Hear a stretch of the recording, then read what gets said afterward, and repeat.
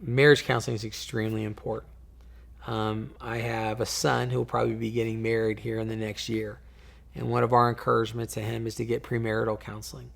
It's important to kind of know what are the strengths and weaknesses of each of you before you get to marriage. And we do that very, very well in a program that we've created to help those before they get in marriage. Our goal is, at the end of the day, you will get married. In some cases, you may get through that and say, this isn't the right thing.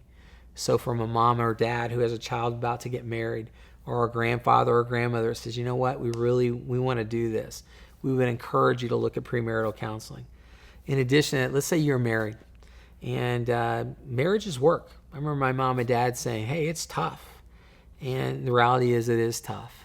And all marriages have rough spots and times that they need to get what I call a disinterested third party. Well, it never affected me because I am an absolute joy to live with. My wife has never had an issue with me as long as I do exactly what she tells me.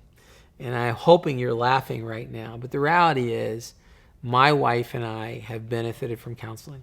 In fact, to be honest, we probably wouldn't be married if it wasn't for counseling. And sometimes I'd go to those counseling sessions and I'd walk away saying, man, that guy's terrible. I hate that person. In other ways, I'd come back from that counseling and say, yes, she got hers.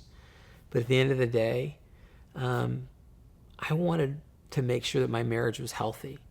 And that's something that's important for anyone that's married, whether you've been married a year or 10 years or 20 years. All of us are blind. I was blind. My wife will tell you I was blind. But it's been incredible for us in our marriage to be able to have someone we can talk to. And how do we address this? How do we fight? How do we communicate with each other? How do we discipline? So the reality is, one of the things we do very, very well is work with those before they get married and after they get married. And I'd encourage you to do that.